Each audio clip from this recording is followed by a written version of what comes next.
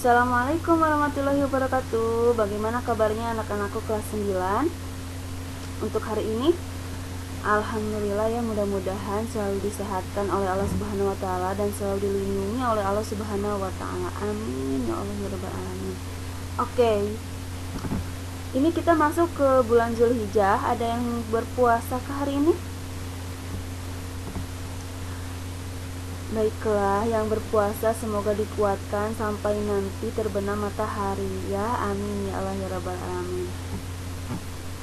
Baik, anak-anakku kelas 9 masih di bab 1 tapi dengan materi yang masuk ke kompetensi dasar. Kompetensi dasarnya itu 1, menelaah struktur dan kebahasan dari teks laporan percobaan yang didengar atau dibaca. Nah, percobaan sederhana untuk mendeteksi zat berbahaya pada makanan, adanya vitamin pada makanan dan lain-lain. Nah, jadi kadangnya di sini menelaah struktur dan kebahasaan, tapi untuk pertemuan kali ini cukup di menelaah struktur saja.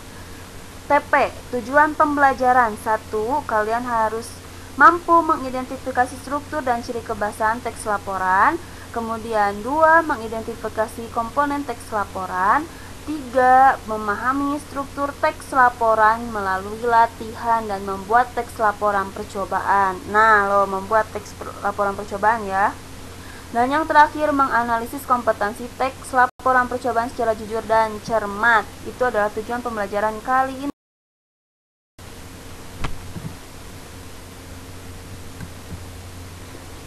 Kita akan masuk ke dalam materi struktur teks laporan hasil percobaan atau LHP. Kalau dulu di kelas 7 LHO, apa LHO masih ingat?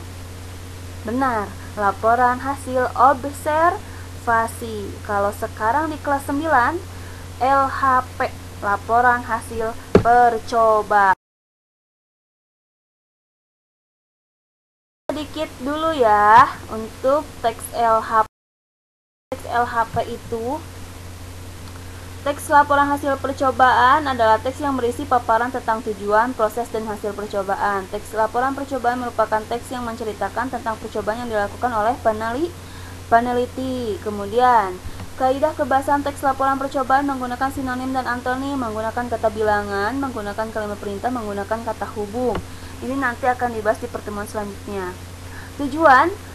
Tujuan teks LHP itu untuk memberikan informasi kepada pembaca tentang hasil percobaan yang telah peneliti buat. Teks laporan hasil percobaan bersifat umum atau universal. Teks laporan percobaan umumnya digunakan untuk melaporkan hasil percobaan, karya ilmiah, atau laporan praktikum. Nah, masih ingat dengan video literasinya Ibu? Nah, untuk anak kelas 8 dan kelas 9, Ibu sudah menganjurkan kalian untuk membaca buku karya tulis. Karena di kelas 9 ada pembelajaran karya tulis dan kalian nanti harus membuat karya tulis, yaitu teks laporan hasil percobaan. Ya, harus bisa ya. Kemudian, ciri-ciri teks laporan hasil percobaan. 1, melaporkan hasil percobaan. 2, percobaan ilmiah dilakukan guna menguji sesuatu. 3, teks laporan percobaan diawali dengan memaparkan percobaan. 4, memaparkan bahan dan alat yang diperlukan untuk melaksanakan percobaan. 5, memaparkan prosedur melaksanakan percobaan dan melakukan pengamatan. 6, memaparkan catatan hasil percobaan. 7, diakhiri laporan dilaporkan simpulan hasil percobaan berdasarkan hasil analisis terhadap data hasil pengamatan. Masuk ke struktur teks laporan percobaan. Ada 1, judul, tujuan, bahan dan alat, langkah-langkah kegiatan, hasil percobaan, dan simpulan.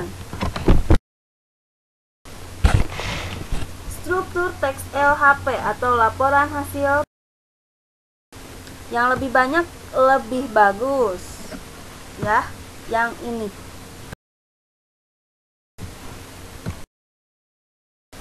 Oke, Ibu akan menjelaskan satu persatu tentang struktur. 1, pendahuluan. Pendahuluan ini berisi latar belakang masalah, rumusan masalah, dan tujuan penelitian. Nah, kalau kalian buka halaman 12, silahkan dibuka buku paketnya halaman 12. Di situ ada latar belakang masalah. Latar belakang masalah di situ berisi hal-hal yang melatar belakangi masalah dalam kehidupan sehari-hari. Nah, di situ sudah dijelaskan nih, apa sih yang melatar belakangi tentang pengujian bahan kandungan terhadap nasi, telur, dan lain sebagainya ya. Nah, apa yang melatar belakanginya? Coba dilihat di paragraf 3. Ada kalimat seperti ini. Akan tetapi, kebanyakan orang memang tidak terlalu memperhatikan hal tersebut, sehingga saat manusia makan, mereka melupakan nutrisi yang dibutuhkan tubuhnya. Dalam kehidupan sehari misalnya, beberapa orang hanya mengonsumsi karbohidrat tanpa protein, glukosa, dan makanan lainnya. Nah, itu yang melatar belakangi masalah. Kenapa harus diadakannya laporan percobaan praktikum biologi uji kandungan bahan makanan. Jadi banyak nih orang-orang yang belum tahu. Nah, itu yang melatar belakanginya. Ya, sekali lagi, latar belakang masalah itu yang melatar belakangi kenapa kamu melakukan percobaan itu gitu. Nah, kalau yang ini nih, kalau di halaman 12 ini, yang melatar belakanginya itu banyak orang yang belum tahu tentang kandungan makanan. Maka dari itu, peneliti di sini meneliti uji kandungan bahan makanan. Selanjutnya di pendahuluan ada rumusan masalah. Rumusan masalah berisi pertanyaan. Awas, berisi pertanyaan yang akan dijawab setelah dilakukan penelitian. Contohnya ada di halaman 13. Nah, pertanyaannya di situ ada tanda tanya. Berdasarkan uraian tersebut, rumusan masalah dalam laporan ini adalah bagaimana menguji kandungan karbohidrat, protein, lemak, dan glukosa dalam berbagai bahan makanan. Tuh. Jadi ingat, rumusan masalah di sini adalah pertanyaan. Pertanyaan itu selalu ada adik Simba. Masih ingat di kelas 8 adik Simba? A. Apa? Di mana? K. Kapan? Adik siapa? M. Mengapa? Bagaimana? Kemudian di latar belakang masalah, kemudian di pendahuluan itu ada tujuan. Tujuan ini berisi tujuan yang ingin dicapai dalam percobaan. Nah,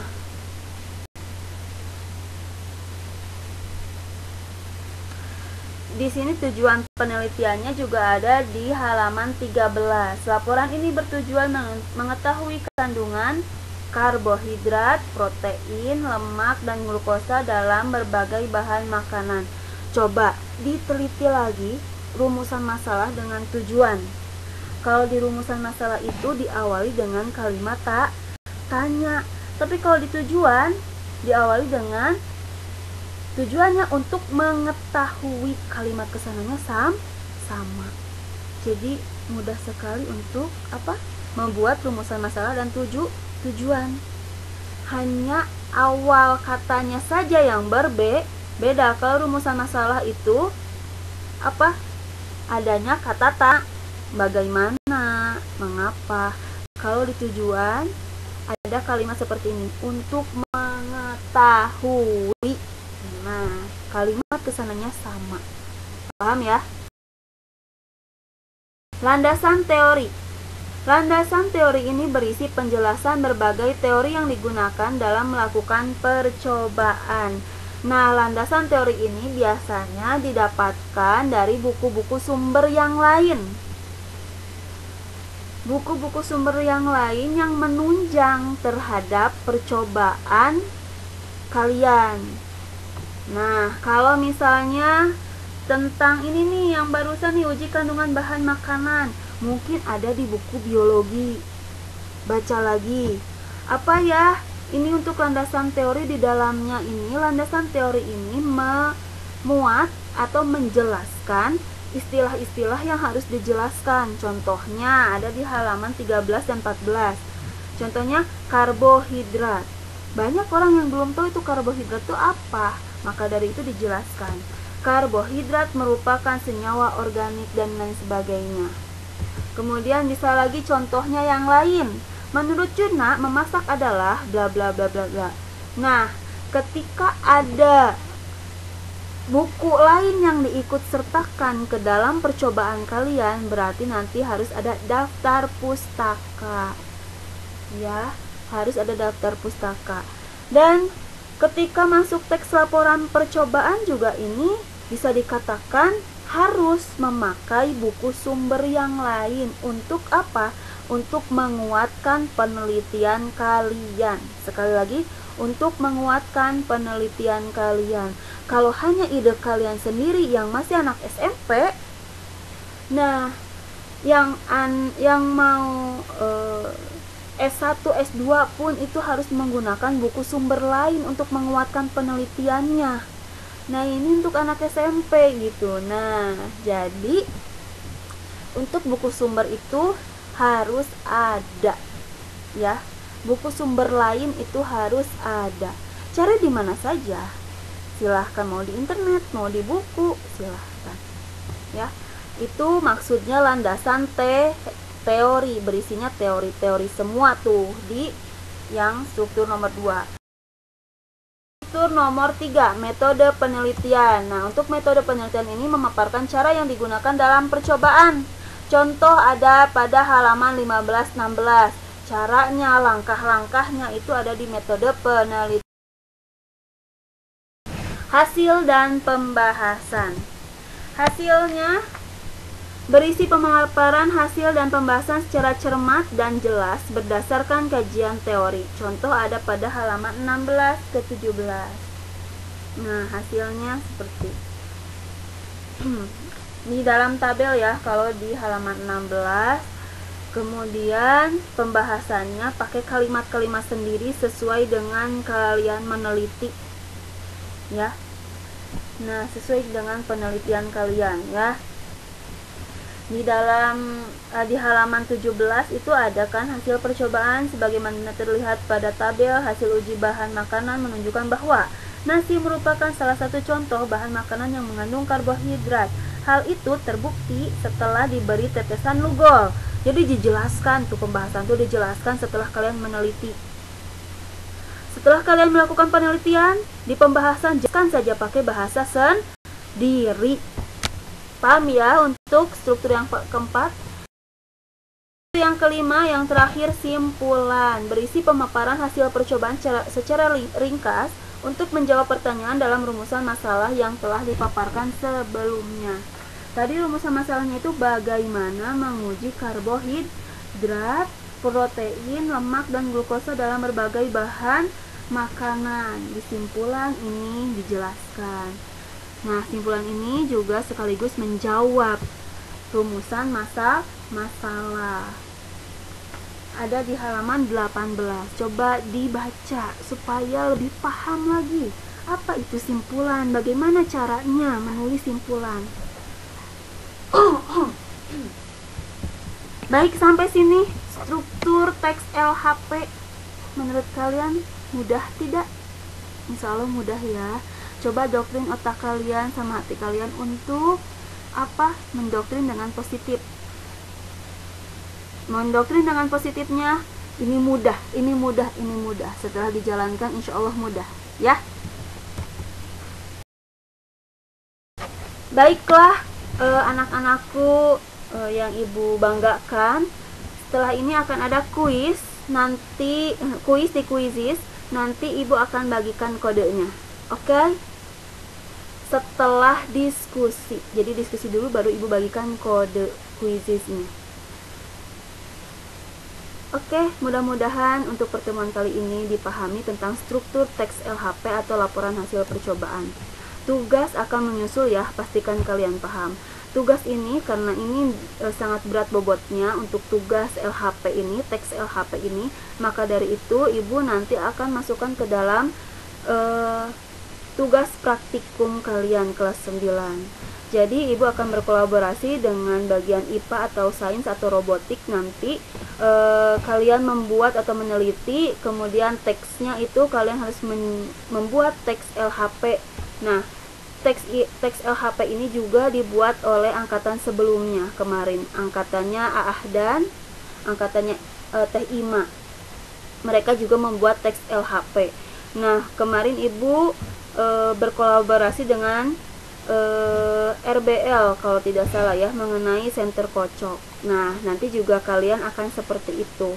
Jadi tolong dipahami lagi untuk struktur teks LHP, laporan hasil percobaan. Jika belum paham, jangan sungkan untuk bertanya, oke?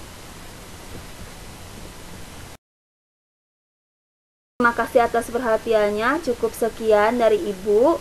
Wassalamualaikum warahmatullahi wabarakatuh.